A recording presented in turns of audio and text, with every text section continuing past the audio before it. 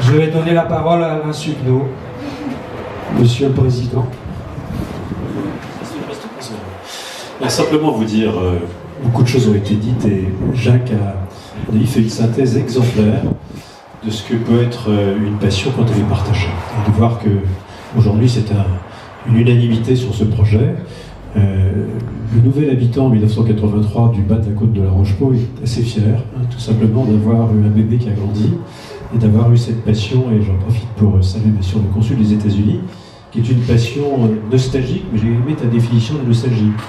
C'est pas quelque chose, c'est pas une mémoire qui est morte, c'est pas non plus quelque chose de pessimiste, c'est au contraire un nouveau signe vers l'avenir. Et je crois que c'est exactement ça, Vintage Bel Air, à travers la chance qu'on a eue, ma génération, il y a quelques-uns qui représentent cette génération ici, d'avoir cru dans l'avenir et d'avoir un moment béni des dieux probablement. On sortait d'une période difficile, je le disais avec mon voisin à l'instant. C'est vrai qu'on avait peut-être moins qu'on a aujourd'hui dans une société qui est une société d'abondance, qu'on appréciait peut-être mieux les choses, puis qu'il y avait, monsieur le consul, un peu le rêve américain. Alors je ne dis pas que c'est le meilleur exemple aujourd'hui, il n'empêche que c'est encore un peu d'exemple. Et ici, en tous les cas, c'était ce partage d'une société qui commençait à rayonner avec le général de Gaulle, avec toutes celles et tous ceux qui ont cru dans la reconstruction de la France. Et quand on voit ces images, parce que le plan communication est très bien fait, Jacques, alors je le dis aussi comme tes partenaires, c'est quand on voit ces images-là, on a l'impression de s'y retrouver. Donc d'un seul coup, grâce à toi, on prend 50 ans de moins. C'est toujours quelque chose de gagné, c'est important.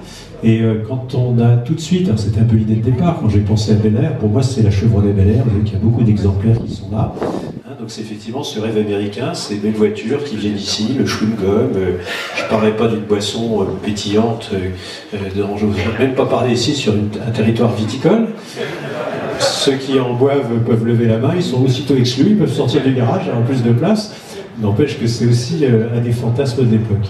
Et d'avoir réussi avec mes partenaires d'AOC, avec la bande de copains qui est ici, un peu folle aussi, qui a accepté, quand j'aurais d'écouter les amis, j'ai réussi à convaincre, j'ai mis 22 ans, tu parlais d'anecdote tout à l'heure, j'ai mis 22 ans à convaincre Paul Blanchet, j'ai une petite pensée pour lui, de me vendre ce garage. À l'époque, j'étais même son conseil, son avocat, et il m'avait juré ses grands yeux que s'il retrouvait un petit peu d'argent avec les pétroliers pour démonter ses cuves, comme il y avait un peu de sous à la clé, qu'il vendrait le garage. Le Paul Blanchet m'a dit par la suite, bien sûr, et j'ai une mémoire aussi, enfin, pensée pour elle, mais elle est toujours vivante, pour sa pauvre épouse, qui a perdu ses deux jambes ici, en traversant, parce que la station-service, les pompes étaient aussi de l'autre côté. On n'a jamais su d'ailleurs quel était l'auteur de cet accident, même s'il passait régulièrement. Et le drame, c'est que Paul a signé l'acte de vente, cette fois-ci sous ma casquette de président de l'Aglo, a signé l'acte de vente, il est mort 3 jours après. Et je pense que c'est un peu un passage de témoin. Et quand on est ici, là c'est le côté nostalgique, mais plutôt mémoire un peu plus triste. Je crois que c'est aussi lui qui va être content tout simplement aujourd'hui de se dire après tout, ce garage est toujours vivant alors qu'il aurait pu être une ruine.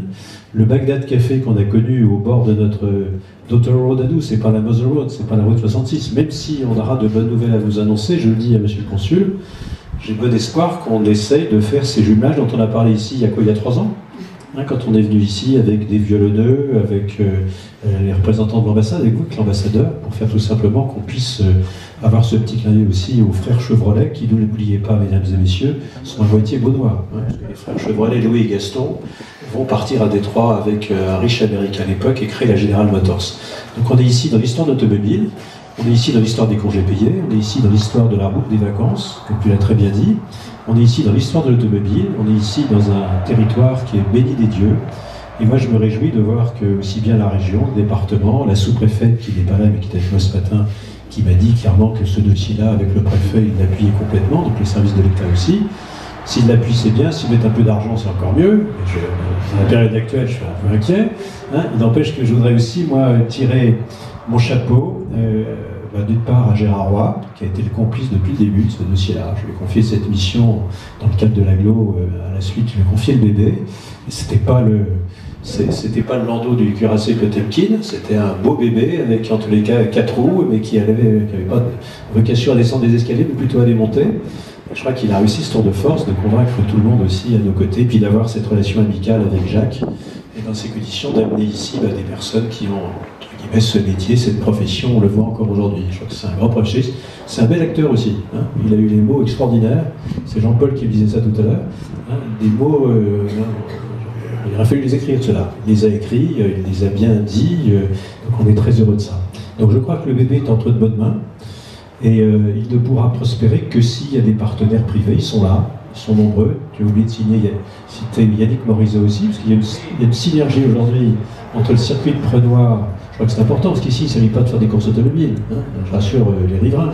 Il s'agit simplement de jouer sur cette complicité amicale aussi, avec la vallée de l'Ouche, qui est aussi un territoire à développement touristique important, et puis bien sûr le site de Bel-Air. Donc c'est vraiment un projet autour de la Nationale 6, on a dit entre Saulieu et Avallon. Thierry avait montré l'exemple avant d'autres, hein, y compris au niveau du dossier de la Nationale 7, mais je crois qu'il faut que les deux nationales qui sont parallèles puissent prospérer ensemble. Et puis là, on pourra faire tous les jumages qu'on veut et faire que ce projet puisse avoir une ampleur nationale, internationale avec nos amis américains, et dans ces conditions qu'on ait un vrai projet de développement économique. Alors, j'ai entendu des mots qui, je ne sais pas s'ils m'étaient destinés, mais qui m'ont quand même pas mal enchanté à l'oreille, notamment les gens d'AOC aussi. Je crois que la première qualité, c'est l'authenticité. Je crois qu'un projet comme celui-là, il y a des ambitions, il y a des partenaires, mais la vraie pérennité, c'est l'authenticité. Je crois que quand on aime la voiture ancienne, petite pensée amicale aussi pour quelqu'un qui a disparu, qui s'appelait Jean Sarrache, qui était un peu, je ne veux pas dire le mola de la voiture, mais quelqu'un qui en tous les cas souhaitait tout simplement qu'on vienne à la pureté. La chance de la voiture ancienne, c'est qu'on ait une 4 chevaux, qu'on ait une 4L, qu'on ait une Bugatti ou une Ferrari, on fait partie du même monde.